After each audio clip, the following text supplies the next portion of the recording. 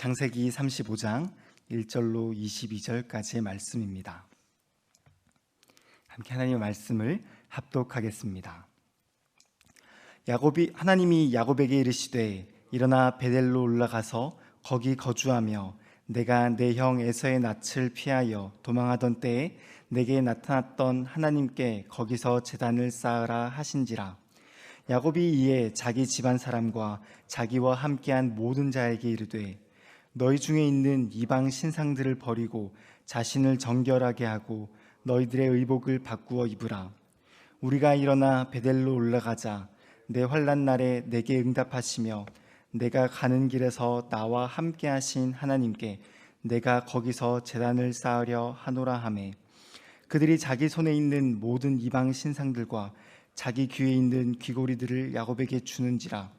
야곱이 그것들을 세겜 근처 상수리 나무 아래에 묻고 그들이 떠났으나 하나님이 그 사면 고울들로 크게 두려워하게 하셨으므로 야곱의 아들들을 추격하는 자가 없었더라. 야곱과 그와 함께한 모든 사람이 가나안 땅 루스 곧 베델에 이르고 그가 거기서 제단을 쌓고 그곳을 엘베델이라 불렀으니 이는 그의 형의 낯을 피할 때에 하나님이 거기서 그에게 나타나셨음이더라. 리브가의 유모 드보라가 죽음에 그를 베델 아래 있는 상수리 나무 밑에 장사하고 그 나무 이름을 알론바굿이라 불렀더라. 야곱이 밧단 아람에서 돌아오매 하나님이 다시 야곱에게 나타나사 그에게 복을 주시고 하나님이 그에게 이르시되 내 이름이 야곱이지만은 내 이름을 다시는 야곱이라 부르지 않겠고 이스라엘이 내 이름이 되리라 하시고 그가 그의 이름을 이스라엘이라 부르시고 하나님이 그에게 이르시되 나는 전능한 하나님이라 생육하며 번성하라. 한 백성과 백성들의 총회가 내게서 나오고 왕들이 내 허리에서 나오리라. 내가 아브라함과 이삭에게 준 땅을 내게 주고 내가 내 후손에게도 그 땅을 주리라 하시고 하나님이 그와 말씀하시던 곳에서 그를 떠나 올라가시는지라. 야곱이 하나님이 자기와 말씀하시던 곳에 기둥 곧 돌기둥을 세우고 그 위에 전제물을 붓고 또 그 위에 기름을 붓고 하나님이 자기와 말씀하시던 곳의 이름을 베델이라 불렀더라.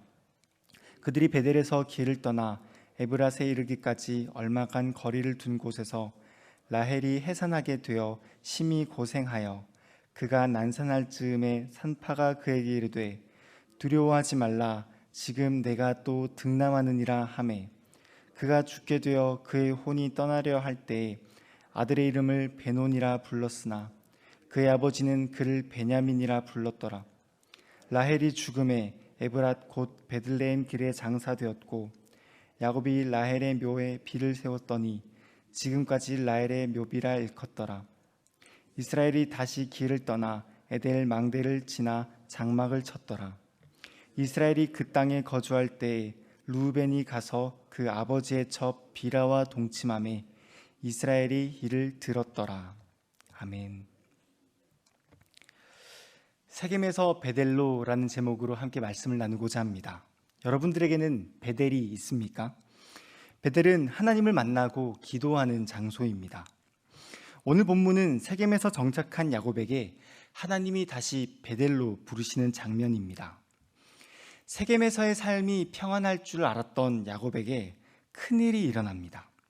딸이 강간을 당하고 아들들이 무자비한 살육을 저지릅니다. 세겜은 순식간에 평안이 아니라 공포와 절망의 도시가 되었습니다. 그래서 야곱은 말합니다. 창세기 34장 30절, 나와 내 집이 멸망하리라. 여러분, 우리들의 삶은 어떻습니까? 우리도 이와 같은 말을 많이 하지 않습니까? 아, 망했다. 아, 내 인생은 끝이다. 일이 잘 풀리지 않아 걱정이 된다. 공포와 절망의 소리는 우리의 일상의 소리입니다. 하지만 이것은 하나님 없는 평안을 선택하려 했기 때문입니다. 야곱은 그런 우리의 모습을 잘 보여줍니다. 그렇게 두려워하던 야곱에게 하나님이 나타나 말씀합니다. 오늘의 본문 1절입니다. 하나님이 야곱에게 이르시되 일어나 베델로 올라가서 거기 거주하며 내가 내 형 에서의 낯을 피하여 도망하던 때에 내게 나타났던 하나님께 거기서 제단을 쌓아라 하신지라. 아멘. 하나님이 야곱을 다시 베델로 부르십니다. 왜 그럴까요? 다시 야곱을 구원하기 위해서입니다. 야곱은 구원을 받기 위해서, 다시 하나님을 만나기 위해서 준비를 합니다. 본문 2절 말씀입니다. 오늘 우리가 주목하고자 하는 본문이 2절입니다. 야곱이 이에 자기 집안 사람과 자기와 함께한 모든 자에게 이르되 너희 중에 있는 이방 신상들을 버리고 자신을 정결하게 하고 너희들의 의복을 바꾸어 입으라. 야곱이 야곱의 집에 말한 것은 세 가지로 요약할 수 있습니다. 첫째로 우상을 버리라, 둘째로 몸을 씻으라, 셋째로 의복을 바꾸어 입으라. 우상은 아마도 라반의 집에서 가져왔던 여전한 그 우상들이거나 세겜의 전리품들이었을 것입니다. 4절을 보면 그것들을 상수리나무 아래에 묻는 것을 볼 수 있습니다. 그리고 몸을 깨끗하게 씻고 그리고 옷을 바꾸어 입습니다. 그렇게 야곱의 가족은 하나님을 만납니다. 야곱은 세겜에서 동일하게 베델에서도 평안과 은혜의 삶을 기대했습니다. 정말 본문의 중반절을 보면 그렇기도 했습니다. 그곳에서 하나님을 만났고 그곳에서 하나님의 말씀을 들었으며 약속을 재확인합니다. 이제 야곱은 평안할 것입니다. 이제 야곱은 약속의 삶을 살아갈 것입니다. 언제나 하나님과 함께할 것입니다. 하지만 여전히 야곱의 집에는 세겜의 얼룩이 남아있었음을 우리는 본문을 통해 알 수 있습니다. 미처 다 씻지 못했던 수치와 배신, 죽음의 얼룩들을 말입니다. 본문의 끝절 22절입니다. 우리가 이것을 함께 읽으면 좋겠는데요. 시작. 이스라엘이 그 땅에 거주할 때에 루벤이 가서 그 아버지의 첩 비라와 동침하매 이스라엘이 이를 들었더라. 아멘. 야곱은 베델에서 은혜를 경험했지만 여전히 문제가 있습니다. 라헬이 죽고 루벤이 자신의 첩을 범하는 모습을 봅니다. 베델로 올라왔지만 야곱은 여전히 죽음을 피할 수 없고 가족의 배신과 정욕의 노출을 피할 수 없었던 것입니다. 우리는 루벤의 행동에서만 놀라서는 안 됩니다. 그 사실을 듣고도 침묵한 야곱의 행동에서도 놀라야 합니다. 22절 끝에는 이렇게 말합니다. 이스라엘이 이를 들었더라. 야곱은 침묵합니다. 야곱은 루벤을 징계해야 했지만 침묵합니다. 야곱은 자신의 딸이 강간당했을 때도 침묵하고 루벤이 범죄했을 때도 침묵합니다. 야곱은 죄악 앞에서 침묵했던 것입니다. 여러분, 이것이 우리의 모습입니다. 우리는 베델의 은혜를 경험하고서도 문을 열고 나가는 순간 세겜의 죄악에 침묵합니다.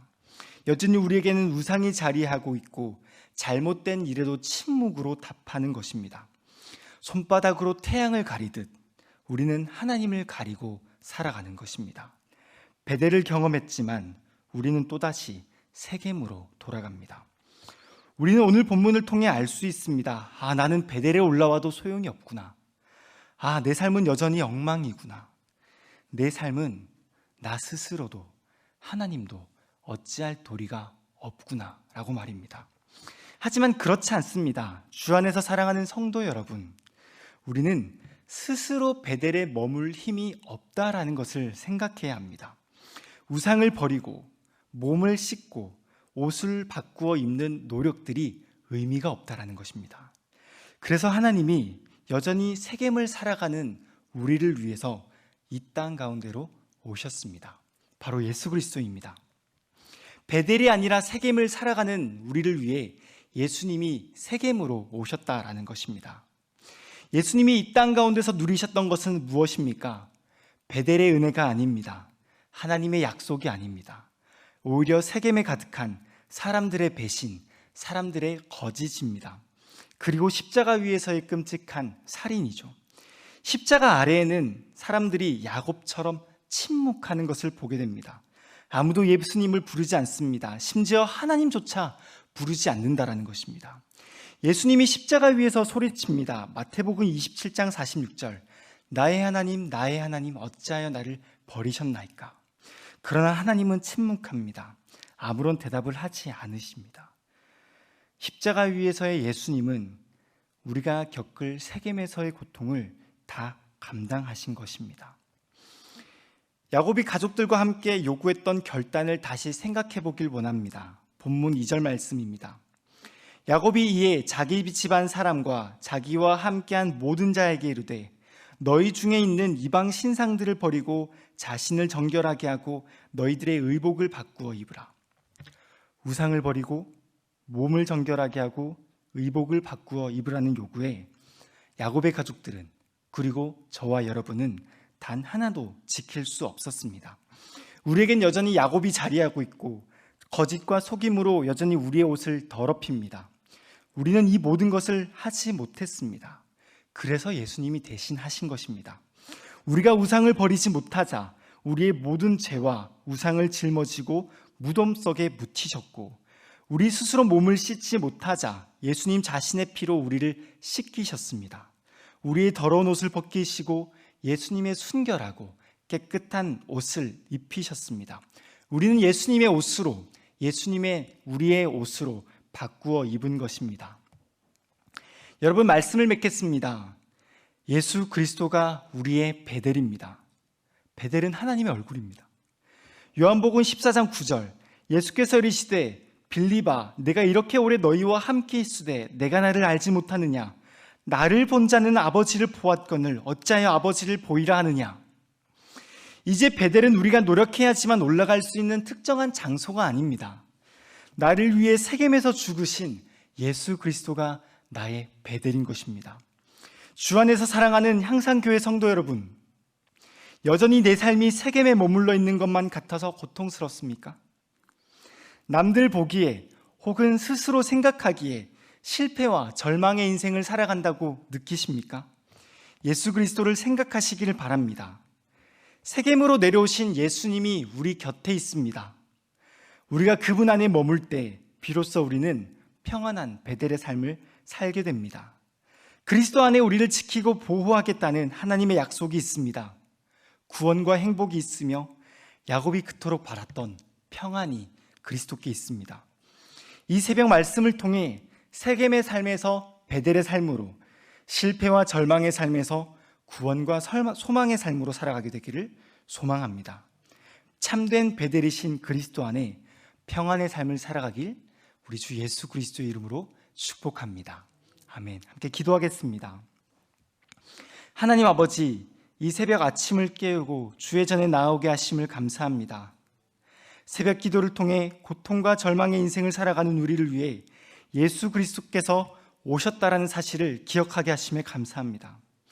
오늘 하루 그리스도와 동행하며 주께서 주시는 평안과 기쁨을, 행복과 즐거움을 살아가게 하여 주시옵소서.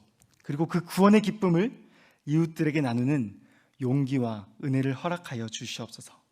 오늘 하루를 주님께 맡기며 이 모든 것 예수 그리스도의 이름으로 기도드립니다. 아멘.